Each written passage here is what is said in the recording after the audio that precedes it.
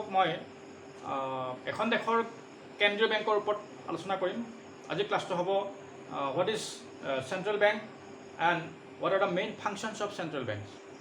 এতিয়া এখন দেশৰ কেন্দ্ৰীয় বেংক কাক বোলে আৰু এই কেন্দ্ৰীয় বেংকৰ কাৰ্যাৱলীবিলাক কি কি আজি ক্লাছটো স্পেচিয়েলি সেইটোৱে হ'ব। এতিয়া প্ৰথম মই আপোনালোকক সংজ্ঞাটো দিবলৈ চেষ্টা কৰিছোঁ যে হোৱাট ইজ চেন্ট্ৰেল বেংক কেন্দ্ৰীয় বেংক কাক বোলে চেন্ট্ৰেল বেংক।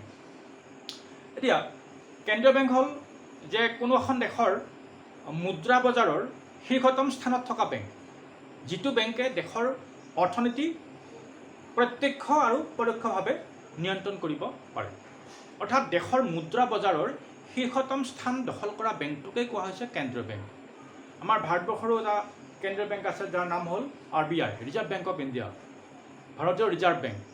এতিয়া এই RBI বা ৰিজাৰ্ভ বেংক অফ ইণ্ডিয়া বা এখন দেশৰ কমাৰ্চিয়েল কেন্দ্ৰীয় যি বেংক, এই কেন্দ্ৰীয় বেংকৰ মুখ্য কামবিলাক কি মানে মেইন কাৰ্যাৱলী, গতিকে কাৰ্যবিলাক আমি ডিছকাছ কৰিম।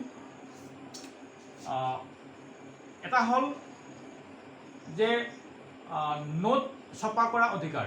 প্ৰথম হ'ল নোট ছপা কৰা অধিকাৰ। নোট ছপা কৰা মানে কেন্দ্ৰীয় বেংকৰ মুখ্য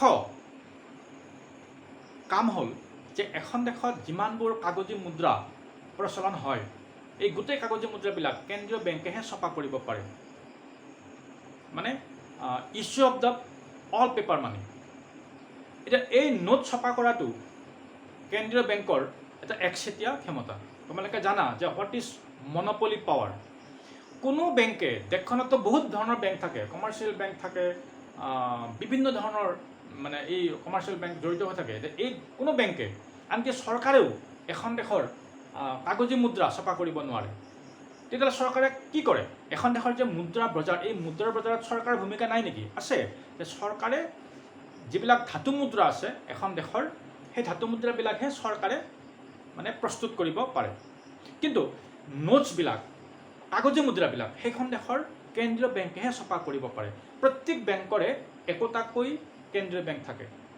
মানে এখন দেশৰ কেন্দ্ৰীয় বেংক দুটা হ'ব, তিনিটা হ'ব নোৱাৰে, কেৱল এটাই থাকিব, যিটো বেংকে দেশৰ অৰ্থনীতি পূৰা নিৰীক্ষণ কৰি থাকিব। সেইকাৰণে কোৱা হৈছে কেন্দ্ৰীয় বেংক মানে হ'ল সেইটো বেংক যিটো বেংকে দেশৰ মুদ্ৰা বজাৰৰ শীৰ্ষতম স্থান দখল কৰে, শীৰ্ষতম স্থানত থাকে, আৰু যিয়ে দেশৰ অৰ্থনীতি সম্পূৰ্ণভাৱে কি কৰিব পাৰে, তেওঁলোকৰ কণ্ট্ৰলত ৰাখিব পাৰে। গতিকে এইটো হ'ল প্ৰধান মুখ্য এটা কাম, যে issue of paper money, number 1। Number 2, কেন্দ্ৰীয় বেংক হ'ল মানে চৰকাৰৰ বেংক। চৰকাৰৰ বেংক, কেন্দ্ৰীয় বেংকে চৰকাৰৰ বেংক হিচাপে কাম কৰে, বা চৰকাৰৰ বেংকাৰ বুলি কোৱা হয়, মানে বেংকাৰ্ছ অফ দ্য গভৰ্ণমেণ্ট।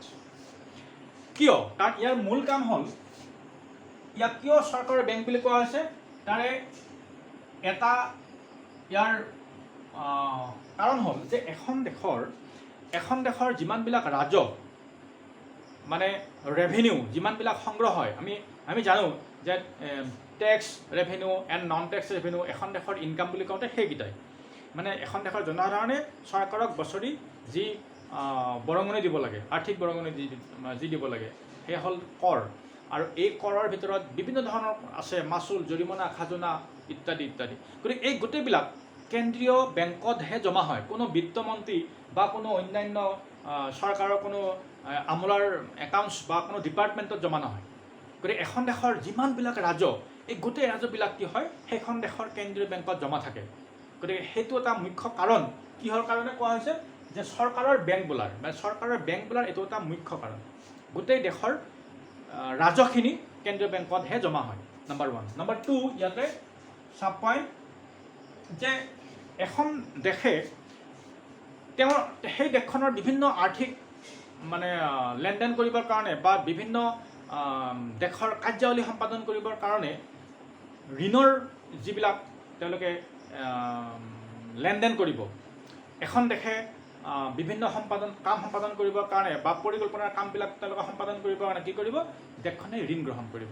সেই ঋণ দেশীয় হ'ব পাৰে বা বৈদেশিক হ'ব পাৰে। দেশীয় মানে দেশৰ ভিতৰত লোৱা ঋণ, আৰু বৈদেশিক মানে হ'ল দেশৰ বাহিৰৰ বা চাৰিসীমাৰ বাহিৰৰ পৰা লোৱা ঋণ। গতিকে আজি যি চৰকাৰে দেশ শাসন কৰিছে অহাকালি সেই চৰকাৰ নাথাকিবও পাৰে, কিন্তু আজি চৰকাৰে বিদেশৰ পৰা বা দেশৰ কোনো ব্যক্তিৰ পৰা বা দেশৰ কোনো প্ৰতিষ্ঠানৰ পৰা যিখিনি ঋণ গ্ৰহণ কৰিব তাৰ হিচাপ কোনে ৰাখিব? তাৰ হিচাপ ৰাখিব লাগিব সেইখন দেশৰ কেন্দ্ৰীয় বেংকে। গতিকে এখন দেশে যি চৰকাৰী ঋণৰ সৃষ্টি কৰে সেই ঋণৰ কাক কেতিয়া ঘূৰাই দিব লাগিব, কিমান সময়ত দিব লাগিব, কি ৰেটত ইণ্টাৰেষ্ট পে' কৰিব লাগিব, এই গোটেই নথি এখন দেশৰ কেন্দ্ৰীয় বেংকে জানে, কেন্দ্ৰীয় বেংকে হিচাপ ৰাখিব পাৰে। গতিকে এইটো হ'ল 3 নম্বৰ। 4 নম্বৰ কি যে 3 নম্বৰ হ'ল সাব পইণ্ট যে এখন দেশৰ কেন্দ্ৰীয় বেংকে চৰকাৰক, ৰাজ্য হ'ব পাৰে বা কেন্দ্ৰীয় চৰকাৰ হ'ব পাৰে, মানে আৰ্থিক দিশত কি কৰিব তেওঁলোকক পৰামৰ্শ প্ৰদান কৰিব পাৰে। যে এখন চৰকাৰে তেওঁলোকে পৰিকল্পনাৰ দ্বাৰা বা কোনোবা এখন মিটিঙত কোনোবা এজন মিনিষ্টাৰে কি কৰিলে যে এখন ব্ৰিজ এখন এনাউন্স কৰিলে যে এখন ব্ৰিজ মানে ইয়াতে হ'ব, অ'কে, বা এটা ইণ্ডাষ্ট্ৰি এটা হ'ব। এতিয়া সেই ইণ্ডাষ্ট্ৰি তেওঁ হ'ব বুলি ক'লে বা তাৰ সেই ইণ্ডাষ্ট্ৰিৰ কাৰণে খৰচ ক'ৰ পৰা আহিব? খৰচ আহিব দেশখনৰ ৰেভিনিউ, সেই ৰেভিনিউটো তাত মানে খৰচ হ'ব। তেতিয়া কেন্দ্ৰীয় বেংকৰ লগত তেওঁলোকৰ আলোচনা হ'ব লাগিব যে আচলতে জমা পুঁজি আছেনে নাই বা কিমান আছে, যদি আছে এইখিনি কিমান পৰ্যায়লৈকে কৰা হ'ব। গতিকে সেই ক্ষেত্ৰত চৰকাৰে যিমানবিলাক আৰ্থিক কাম কৰিব সেই কামৰ ক্ষেত্ৰত কেন্দ্ৰীয় বেংকে চৰকাৰক মানে পৰামৰ্শ প্ৰদান কৰিব পাৰে। আৰু কেন্দ্ৰীয় বেংকে যেতিয়া এখন চৰকাৰক, কেন্দ্ৰ বা ৰাজ্য যিয়ে চৰকাৰ নহওক কিয়, যেতিয়া পৰামৰ্শ প্ৰদান কৰে সেই পৰামৰ্শ সেই চৰকাৰখনে মানিবলৈ কিন্তু বাধ্য। বাধ্য মানে একচুৱেলি বাধ্য নহয়, কিন্তু মানে। কিয়? কাৰণ চৰকাৰে আজি আহিছে, বেলেগ চৰকাৰ কালি আকৌ বেলেগ আহিব, কিন্তু কেন্দ্ৰীয় বেংকেহে সম্পূৰ্ণ ইকনমিটো চাই আছে। গতিকে এই যে জমা পইচা কিমান আছে, ক'ৰ পৰা কিমান, কোন ৰাজ্যৰ পৰা কিমান কৰা আহে ইত্যাদি ইত্যাদি গোটেই কথাবিলাক কেন্দ্ৰীয় বেংকে জানে। সেইকাৰণে কেন্দ্ৰীয় বেংকে জানে কাৰণে পৰামৰ্শ প্ৰদান কৰিব পাৰে। নেক্সট মেইন পইণ্ট 3 সেইটো হ'ল আন আন বেংকৰ, কেন্দ্ৰীয় বেংকে কি কৰিব? আন আন বেংকৰ বেংক বা আন আন বেংকৰো বেংকাৰ, মানে বেংকাৰ্ছ অফ দ্য বেংক। এইটো হ'ল এনাডাৰ এটা ইম্পৰ্টেঞ্চ এটা ফাংচন। এতিয়া ইয়াতো সাব পইণ্ট আছে যে কেন্দ্ৰীয় বেংকে আন আন বেংকৰ বেংক বুলি কিয় ইয়াক কোৱা হৈছে। ইয়াতে সেইটো হ'ল নম্বৰ 1 যে এখন দেশৰ কেন্দ্ৰীয় বেংকৰ এটা স্পেচিয়েল ব্ৰাঞ্চ থাকে যাৰ নাম হ'ল ক্লিয়াৰিং হাউচ, মানে পৰিশোধ ভৱন। এই পৰিশোধ ভৱনৰ দ্বাৰা ক্লিয়াৰিং হাউচৰ দ্বাৰা দেশখনৰ যিমানবিলাক বাণিজ্যিক বেংক আছে সেই বাণিজ্যিক বেংকবিলাকৰ হিচাপ পত্ৰ এওঁলোকে পৰীক্ষা কৰিব পাৰে। মানে পৰীক্ষা মিনছ যদি কোনোবা এটা বেংকৰ ওপৰত সেই দেশখনৰ কেন্দ্ৰীয় বেংকৰ যদি অবিশ্বাস উপজে বা বিশ্বাস যদি হেৰাই যায় বা তেওঁলোক গম পাইছে যে সেই বেংকটোৱে কিবা বিত্তীয় কিবা খেলি মেলি কৰিছে। এতিয়া বিত্তীয় খেলি মেলি কৰিছে মানে কিবা কাৰণত তেওঁলোকৰ অজানিতও হ'ব পাৰে, বা সেই বেংকটোৱে মানে জমা কিমান হৈছে, সেই বেংকটোৱে আনক কিমান ধাৰ দিছে, এইবিলাক কথা তেওঁলোকে কিন্তু মিলাব পৰা নাই। মিলাব পৰা তেওঁলোকৰ নিজৰ ভুলৰ কাৰণে মিলাব পৰা নাই, তেতিয়া তেওঁলোকেও ক্লিয়াৰিং হাউচ কল কৰিব পাৰে। মানে এখন দেশৰ বাণিজ্যিক বেংকে যদি হিচাপ পত্ৰ কিবা তেওঁলোকে মিলাব পৰা নাই, তেতিয়াও ক্লিয়াৰিং হাউচ কল কৰিব পাৰে, নতুবা ক্লিয়াৰিং হাউচে উপযাচি আহি পেলাই সেই বেংকটোৰ হিচাপ পত্ৰ পৰীক্ষা কৰিবও পাৰে। ফলত এই যদি পাৱাৰ, ক্লিয়াৰিং হাউচৰ এটা পাৱাৰ আছে, যদি ক্লিয়াৰিং হাউচে কয় যে 1 + 1 = 4, তেতিয়াহ'লে বেংকে কিন্তু মানিবলৈ বাধ্য। ইমানখিনি পাৱাৰ আছে। গতিকে এইটো এটা সাব পইণ্ট কোৱা হৈছে এইকাৰণে যে ক্লিয়াৰিং হাউচ কল কৰিব পাৰে কোনো কমাৰ্চিয়েল বেংকে, বা বিত্তীয় খেলি মেলি হ'লে সেই বেংকে বা ক্লিয়াৰিং হাউচ আহি পেলাই সেইখিনি তেওঁলোকক সমাধান কৰি দিব পাৰে। তাত এক্সপাৰ্ট মানুহ ৰাখি থোৱা হৈছে। গতিকে এইটো এটা কাৰণ হ'ল যে কেন্দ্ৰীয় বেংক আন আন বেংকৰো বেংক, নম্বৰ 1। নম্বৰ 2 ইয়াতে নম্বৰ 2 যে কেন্দ্ৰীয় বেংকত দেশৰ যিমানবিলাক বাণিজ্যিক বেংক আছে সেই বাণিজ্যিক বেংকবিলাকৰ এটা মুঠ আমানতৰ অংশ জমা থ'ব লাগে। এইটো হ'ল নিয়ম। তাৰমানে এটা কমাৰ্চিয়েল বেংকে যদি 100 টকা সঞ্চয় কৰে, বিভিন্ন মানুহৰ পৰা 100 টকা তেওঁলোকে জমা কৰিছে থ্ৰু আমানতছ, মানে বিভিন্ন আমানতৰ দ্বাৰা, তেতিয়া সেই বেংকটোৱে গোটেই টকা উলিয়াই ধাৰে দিব নোৱাৰে। তাৰে এটা এমাউণ্ট কিন্তু কেন্দ্ৰীয় বেংকত জমা থ'বই লাগিব। এইটো হ'ল নিয়ম।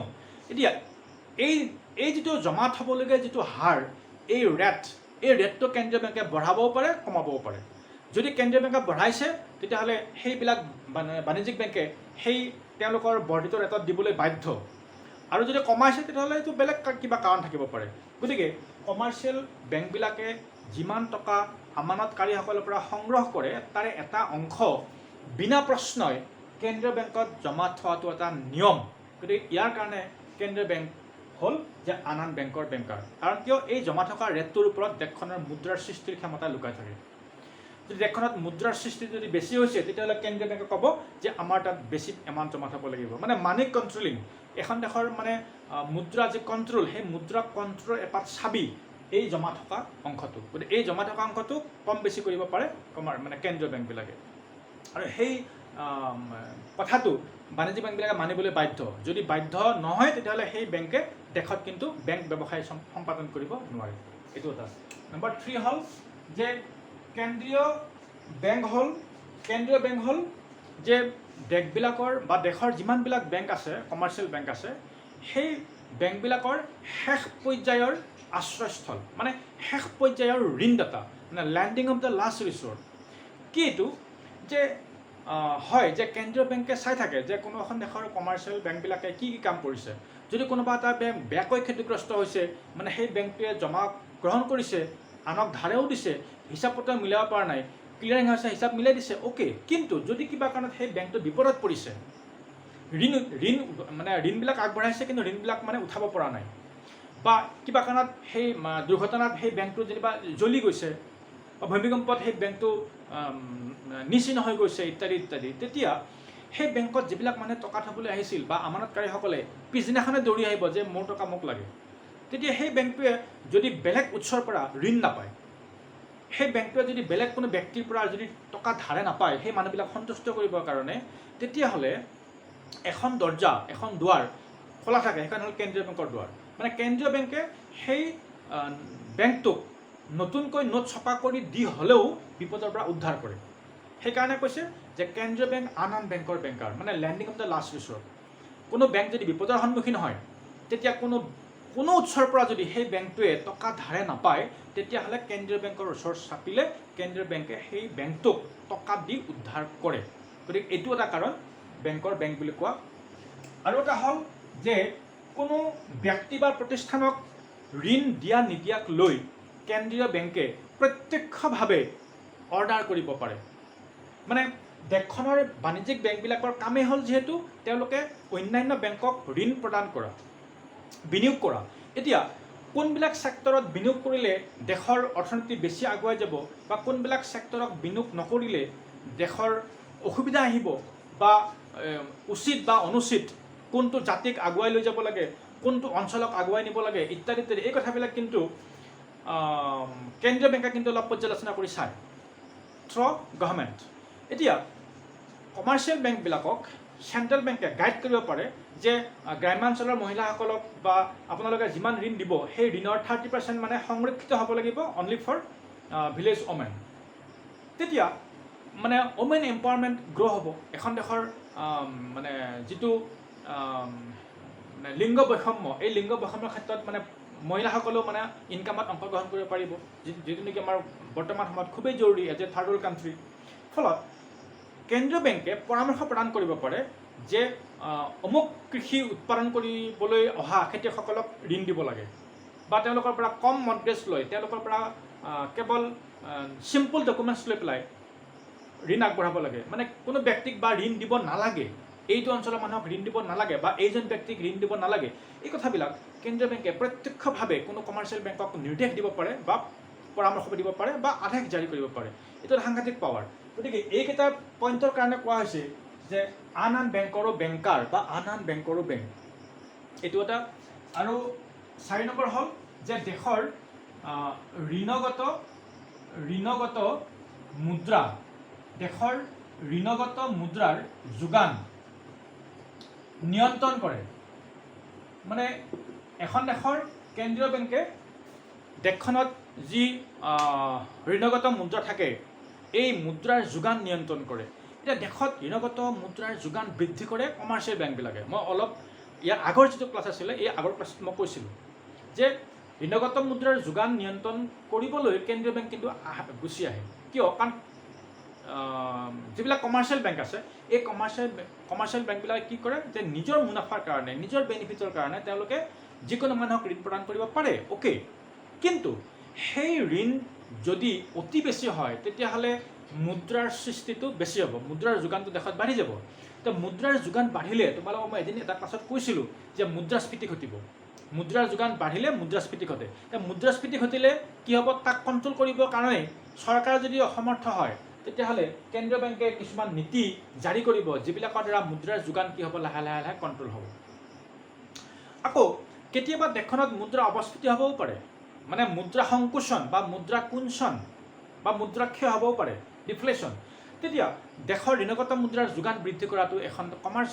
কেন্দ্ৰীয় বেংকৰ গধুৰ দায়িত্ব তেতিয়া মুদ্ৰাৰ যোগান বৃদ্ধি কৰিবলৈ তেওঁলোকে কি কৰিব যে এই ছিষ্টেমত আহি পেলাই বিভিন্ন তেওঁলোকে নিয়ম তেওঁলোকে সৃষ্টি কৰিব বিভিন্ন ধৰণৰ তেওঁলোকে কাৰ্যপন্থা হাতত ল'ব যাৰ কাৰণে নেকি দেশত মানে মুদ্ৰাস্ফীতিটো লাহে লাহে লাহে নাইকিয়া হ'ব বা মুদ্ৰা অপস্ফীতি লাহে লাহে লাহে লাহে নাইকিয়া হ'ব গতিকে এখন দেশৰ ঋণগত মুদ্ৰাৰ যি যোগান এই যোগান নিয়ন্ত্ৰণৰ কাৰণে বিভিন্ন চাবিকাঠি কেন্দ্ৰীয় বেংকে এপ্লাই কৰিব পাৰে আৰু সেইবিলাক চাবিকাঠিৰ ভিতৰত আছে ইয়াতে আছে এটা আছে খোলা বজাৰ প্ৰক্ৰিয়া মানে অপেন মাৰ্কেট অপাৰেশ্যন খোলা বজাৰ প্ৰক্ৰিয়া এইটো কি ডিটেইলছ তোমালোকক মই আকৌ নেক্সট ক্লাছত ক'ম মানে এইটো হ'ল এপাত চাবি যে কেনেকৈ ঋণগত মুদ্ৰাৰ যোগান নিয়ন্ত্ৰণ কৰিব পাৰে গতিকে কিছুমান আছে পৰিমাণবাচক মানে এইবিলাক পদ্ধতি তাৰ ভিতৰত এইটো এটা যে খোলা বজাৰ প্ৰক্ৰিয়া মানে open market operation number 1 number 2 ইয়াতে আছে বেংক ৰেট বেংক হাৰ মানে